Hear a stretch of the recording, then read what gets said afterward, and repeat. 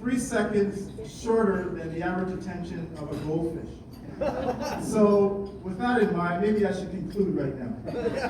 But I will muddle through. So, basically, I've been in financial services. My experience is mostly financial services. I've had some other things go on, but most recently, I ran an operation that we managed about $3 billion. We had, at our peak, we had about 300 financial advisors going out there providing advice, and I was in charge of overseeing that whole thing.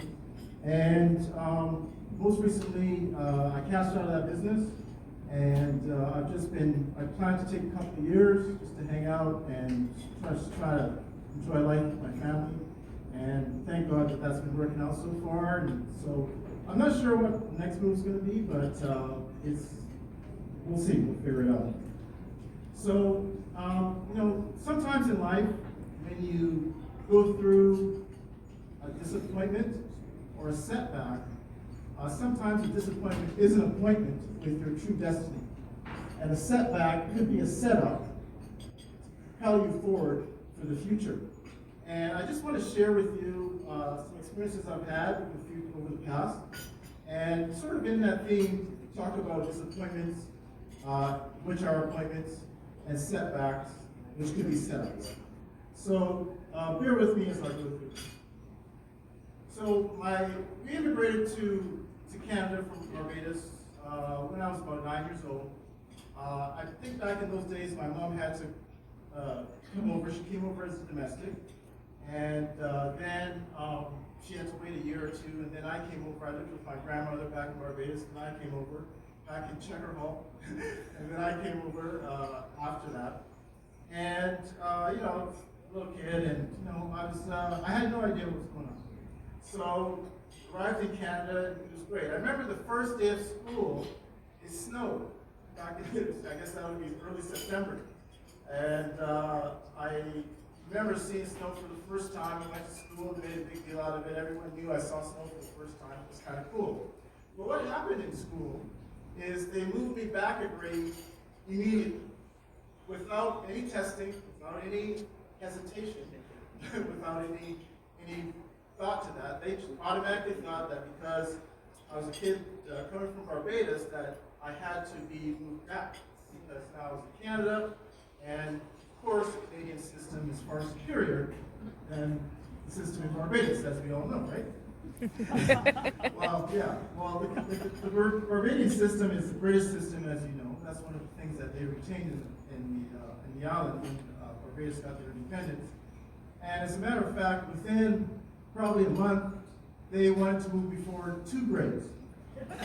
So, why am I saying this to you? Well, it was a setback. It was a bit of a disappointment, even at that young age, having to move back a grade.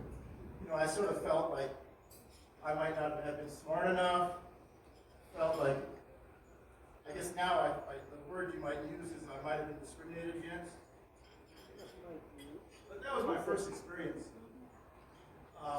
with that kind of thing. But what it taught me was that there is opportunity if you're prepared to work hard, and based on what kind of attitude you have, you can make things happen in this country.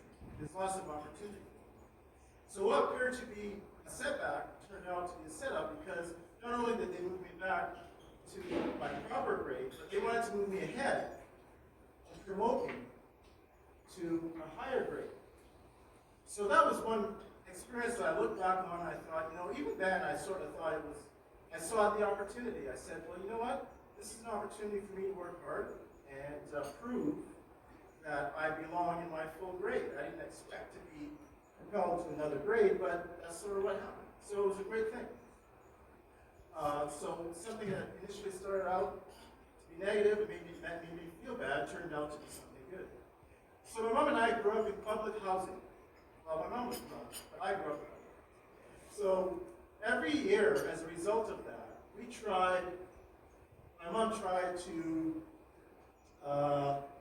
upgrade our housing, tried to get a better place every year. So every year, my mom and I moved from neighborhood to neighborhood, and every year I went to a different school.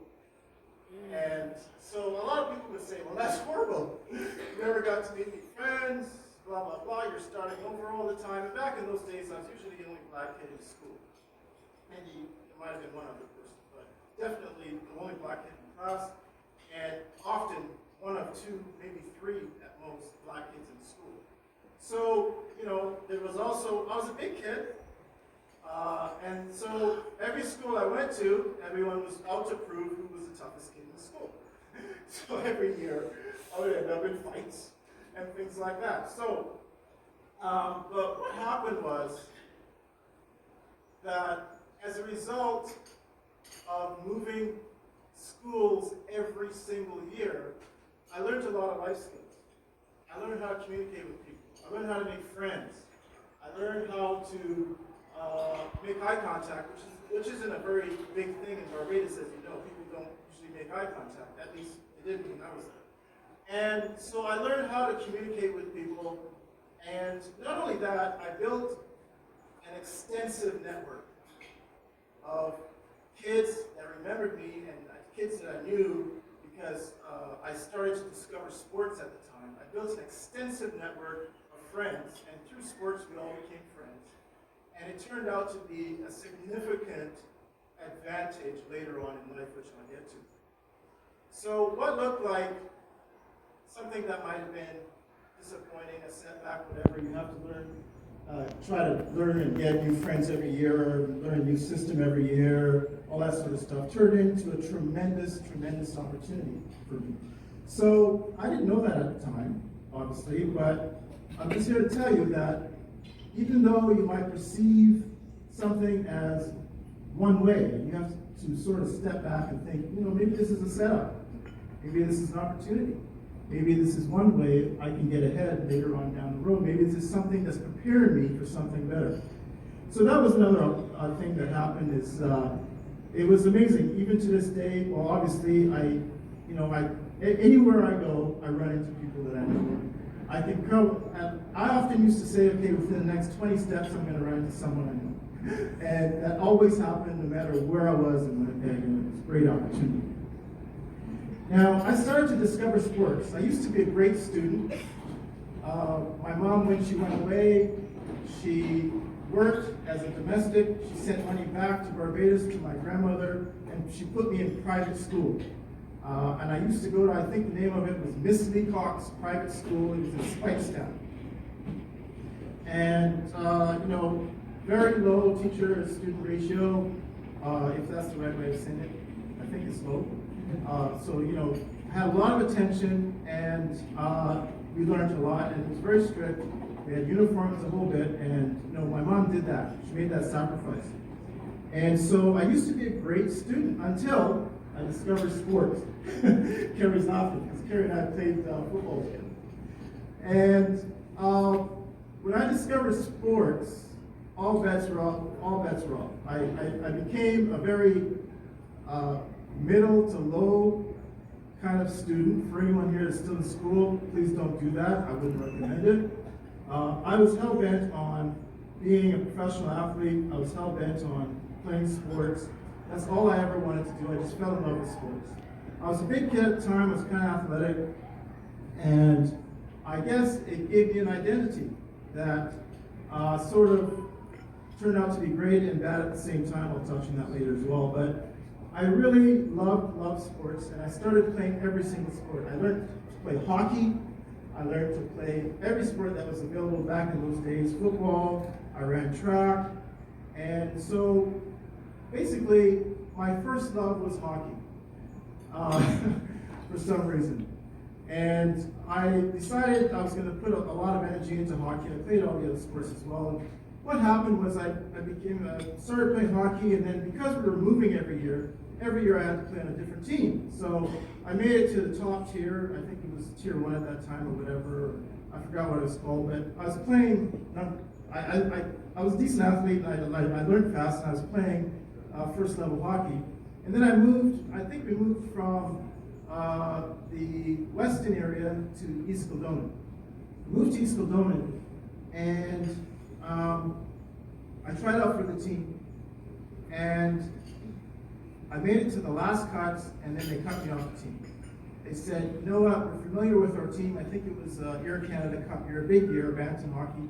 And they said, you know what, we're going to stick with our team, and why don't you go play tier 2, the second level. I said, okay, that's fine, I'll go do that. I got to the second level, and within a day I got cut. They cut me because, I don't know.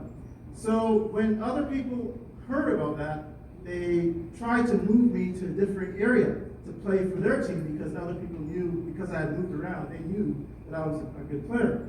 And the team that I was playing for in EK, the area, they just said, no way, if he's not good enough to play for our teams, he's not playing anywhere else. So I didn't want to go from playing the first level to the third level, so I quit. I quit hockey. And I was so devastated with that. But what happened is it forced me to I guess I had a choice not to quit, but because I did quit, what happened was I focused on other sports. I focused on track. I became a top 10 ranked sprinter in Canada at the age of 16, 17. And then it eventually led to me focusing on football, where I ended up, I think in the introduction said I played professional football. Yeah, I ended up playing professional football because I was excelled in track for a few years with Montreal Alouettes. So basically, what looked like a huge disappointment, sport I love, the thing I wanted to do the most, and I got shut out from that, turned into a massive, massive opportunity that led to a whole different point and made me do something else. So just because the door gets slammed in your face, don't worry about it. Have faith, if you believe in that, have faith, and just have the right attitude about it and move on to something else or do what you want to do. Focus in on what you want to do, try harder, do whatever. So, that was another time in my life where when you're a kid, when you're that age, your whole life is wrapped up in what you do, right? Your whole universe is the sport or whatever it is you're into. So it was devastating, but I just channeled my energy, and it turned into me running nationally, turned into me sort of focusing in on sport. So it's kind of funny. I was talking to Greg at the table about going back to Barbados, and he was telling me about some of his experiences in Barbados and how things have changed, and people recognize you and things like that. I remember in my last year of high school, I decided to move to Florida. My dad lived in Florida, my mom and I lived in Canada. I decided to move to Florida because I thought I was a good enough athlete to make it in the States, and I wanted to go focus on playing football and basketball. And I moved to Florida my last year, and what happened there was, it's kind of funny because when I moved from Barbados to Canada, I was so familiar with seeing all these black faces, and I moved to Canada and everyone was white, I couldn't recognize everyone. They looked the same to me. That was a joke. And when I moved from Winnipeg after, from 9 to 16, and then at 16 I moved to Florida, I was in a black neighborhood. I was just telling Kerry, saying he went to see a football game there last year. I said, whoa, that Hard Rock Stadium is 5 blocks away from where I grew up. Well, where I finished high school anyway. And I remember going into this, I was in an all-black neighborhood, all-black school. School was big, about 3,000 people, and we're all black, a few Cubans, and it was around the time where Miami was going through a lot of strife with the Cuban boat refugee crisis and all that stuff, and they used to call it Dodge City because of the crime. It was curfews, you couldn't be on the street later than 11, and you go to McDonald's, people are standing there with sawed-off shotguns to protect the store. There's a lot of things going on, and to me, it was funny. I didn't realize how serious it was, but it was very serious, but to me it was kind of fun. But when I got there and I got in, of course I played sports, and I got in the locker rooms and started meeting people, all the black people looked the same. I couldn't recognize a lot of folks. Come on guys, that was a joke as well. You guys are tough. So, but that actually is what happened. I had a hard time recognizing people because I was so used to seeing all the different white faces here in Manitoba. But I muddled through that and ended up getting a scholarship to play football. And in the States, but then I didn't like it after a year. Then I came back to Canada and ended up playing football with the University of Manitoba. And when I got to University of Manitoba,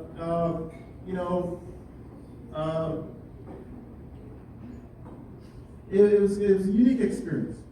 I was known to be a very good athlete, very good football player. When I got back here, it hit the. It was in the newspapers, things like that. Everyone knew who I was. But the coach for the University of Manitoba football team had a different idea about letting me play for his team. So I got cut immediately, within a week. I got cut from the team, and so I went and played with another team in junior football with the Hawkeyes. Did you play on that team with me? Hawkeyes? No? Okay. So the following year, another coach approached me from a different position. He said, look, why don't you just come and play with us? We know you're a good athlete, we know you can play. And why don't you just, play a different position? And I said, okay, I'll do that. So, I showed up, I made the team. I didn't start or anything, but what happened 2 games into the season, the person that was ahead of me got hurt. So they had to put me into the game. They put me into the game. To make a long story short, I played 6 games at University of Manitoba, and the following year, the Montreal Alouettes contacted me and asked me to sign with them. So what looked like a massive, devastating thing that happened the year before, where I got cut from the team, from the thing that I was trying to do, I dedicated my whole life to, for the most part, turned into a huge opportunity, and turned into, basically, it was a setup for success. And back in those days, that was sort of unheard of, to play 6 games at a university level and then play professionally right after that. So it was just another testament to the fact that whatever disappointment you think you're facing, or whatever setback you think you're facing, a lot of the times, all that really matters is what your reaction is to that situation. Circumstances really can't dictate if you're happy or sad. You shouldn't let it do that. And we often do that a lot. I'm guilty of that as well. But what I'm trying to share with you and sort of talk about is that you are in control of your future. You're in control of your destiny. It's just an attitude and your decision to react, how you react to things. So those are just some examples. Now, I got to the Montreal Alouettes, and normally there's 3, maybe at top, 4 to 5 people on a depth chart. A depth chart is basically they rank you as a player. You're either the starter, the second line, the third line, or fourth line. I got there thinking, hey, I'm great, blah, blah, blah, blah, blah. I was ranked 7th on the depth chart, and I think that was the only position where there were 7 people. How do you get ranked 7th on the depth chart? I said, well, I might as well turn around and go home. So anyway, somehow I made the team because I just wasn't going to accept that. When I got on the field, I made sure that they weren't going to take me off. So I made plays, and I was determined to do that. And again, this is the theme. Disappointments could be appointments. That was a massive disappointment when I showed up and I was ranked 7th, because I knew that was a sign that you're going home. And I just didn't accept it. It was a setup. It was a setback that set me up for success. So I know there's a lot of sports analogies. These have been my experiences. And that's sort of what had happened there. So I made the team. I played every single game. Just because you make the team doesn't mean you can play in the game, by the way. So I made the team, played every single game. And the following year, in the off season, I ended up, what I understand now to be, is overtraining. I ended up overtraining. So I got up one morning. It was 2 weeks before I had to report to training camp. I got up one morning, got out of bed, stood up, and fell straight on my face. I had broken my foot, and I couldn't put any weight on it. And training camp was 2 weeks around the corner. So what I thought I'd worked for all this time, and I finally succeeded in getting there. And 2 weeks before training camp, I broke my foot. So if you understand how these things work, if you show up and fail the medical, they don't have to pay you. If you show up healthy as a veteran, there's certain minimums in place and things like that. So I showed up. Make a long story short, I shot myself up so I could run on a broken foot. But what happened was the team folded that year. It went bankrupt. The team went bankrupt. Montreal Alouettes went bankrupt, and so they had a supplemental draft, and I was supposed to go to Hamilton, but I just couldn't go because my foot was still broken. So they thought I had broke my foot in training camp, but then I had to sit out. So I sat out. It took me about 9 months. I came back to Winnipeg. It took me 9 months, and during that time, I realized that I wanted to move on. I didn't think, it wasn't what I had expected. I wasn't having as much fun playing professional sports as I did playing amateur sports. And I just sort of, for some reason, it just left me. I can't even explain it. And I thought about, well, what should I do? So luckily, I had 9 months to think about that. And through praying a lot and asking myself the question, I realized that I wanted to learn how money worked. All my life I had grown up in Barbados. We were the bottom of the totem pole. My mom was a domestic, her mom was a domestic. My mom immigrated here because someone was vacationing from Winnipeg and they asked her to come and be their maid. And that's how we ended up here. And I went with her several times when she was cleaning houses, when she moved on from that gig and things like that. And I just wondered, well, why are we cleaning their house? Why are they wealthy? How can they afford to pay out? All this stuff was going through my mind. So it finally came to a head at that time in my life when I had 9 months to think about it. And then I decided, well, I'm not going back to football. All my friends thought I was crazy. I said, I'm going to try to figure out to learn how money works. I think I'm going to get into the financial services industry, and I think I'm just going to learn how money works. I figured, you know what? I'm 25 years old, and why don't I spend the next 5 years of my life trying to learn, get into a company, and they can teach me these things. And by the time I'm 30, I'll be on my way to advancing my career. As opposed to when I'm 30, I'll just be ending my career playing football. So I thought, you know what? Maybe I should do that. Maybe I should just focus the next 5 years between 25 and 30 trying to figure out how money works and how I can build a career from there. So that's sort of what happened. I decided to quit. I asked my girlfriend at the time to write a resume for me because I didn't know how to do it. So she did.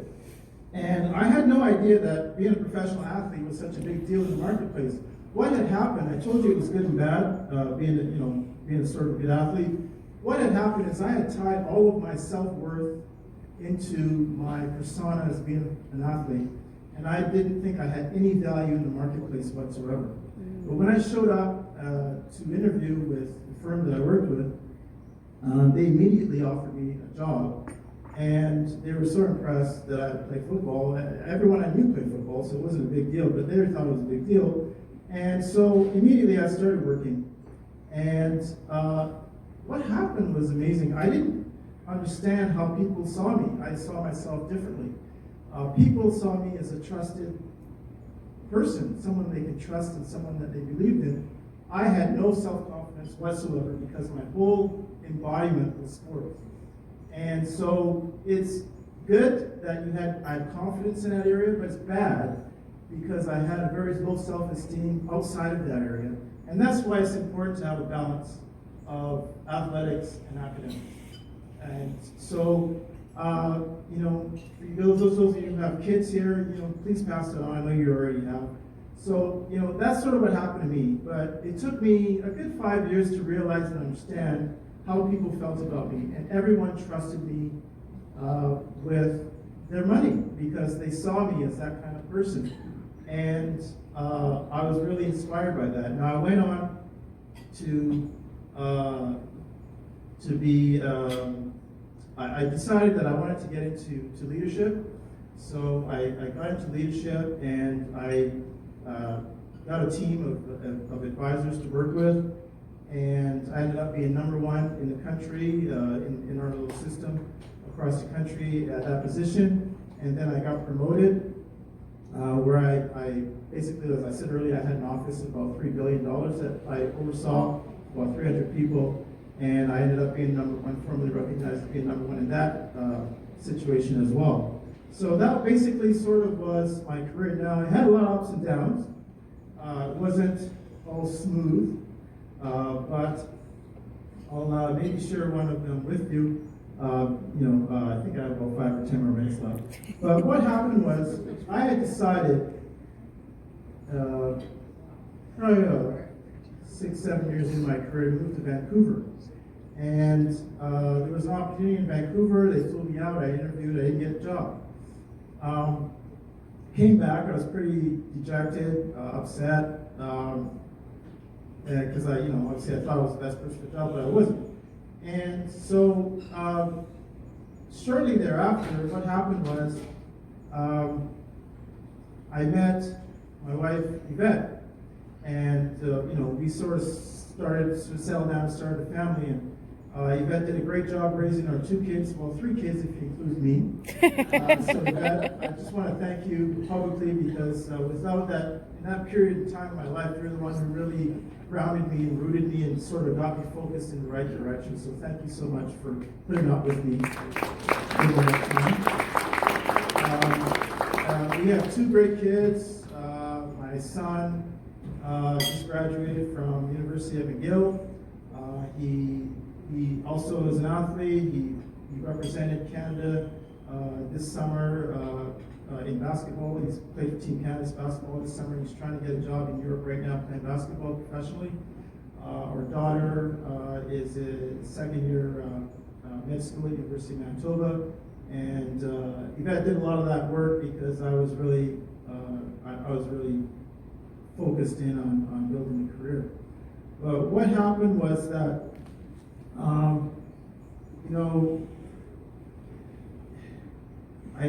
what happened was I came back, I was pretty dejected, and 10 days after my son was born, I got into a head-on collision.